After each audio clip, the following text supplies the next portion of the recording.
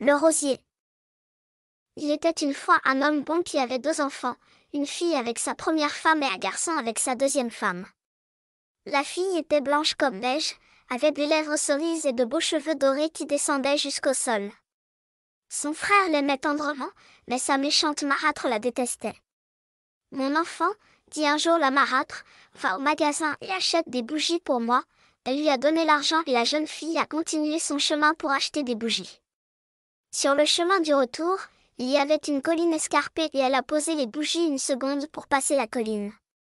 À ce moment-là, un chien est arrivé en courant, a pris les bougies et s'est enfui.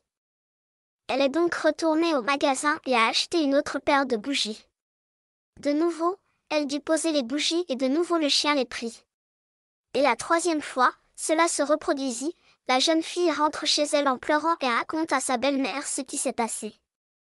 La marâtre est furieuse, l'argent a disparu et il n'y a plus de bougies, mais elle fait comme si cela ne la dérangeait pas. Viens, pose ta tête sur mes genoux, je vais te brosser les cheveux, dit la marâtre.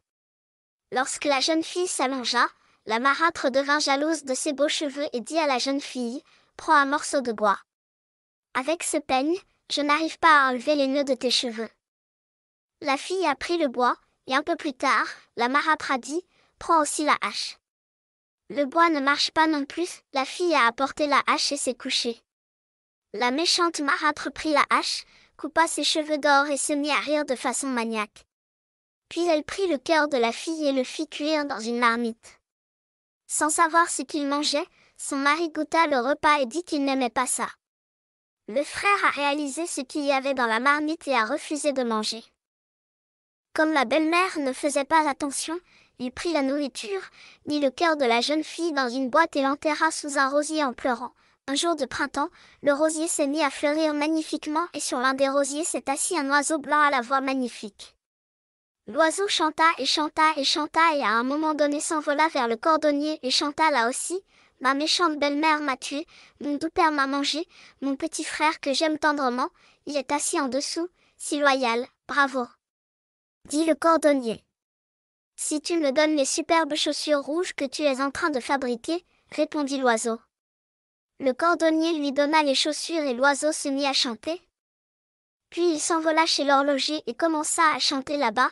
Ma méchante belle-mère m'a tué, mon doux père m'a mangé, mon petit frère que j'aime tendrement, il est assis en dessous, si loyal, quelle belle chanson.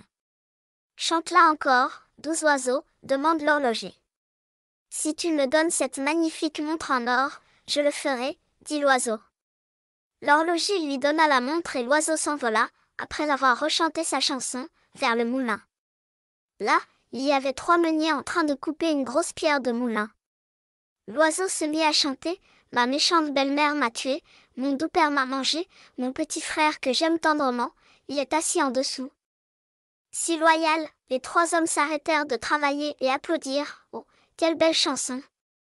Si vous m'attachez la pierre du moulin autour du cou, je le ferai, dit l'oiseau. Les hommes s'exécutèrent et après avoir signé la chanson, l'oiseau s'envola chez lui avec les chaussures rouges, la montre et la pierre du moulin. L'oiseau fit sonner la pierre du moulin contre la maison et la marâtre dit, il y a du tonnerre. Quand le petit garçon sortit en courant pour regarder le tonnerre, l'oiseau lui jeta les chaussures rouges. Après cela, l'oiseau a de nouveau secoué la maison. Le père est sorti en courant et la montre en or est tombée sur son poignet. Le père et le fils coururent à l'intérieur en riant et dirent « Regardez ce que le tonnerre nous a apporté ».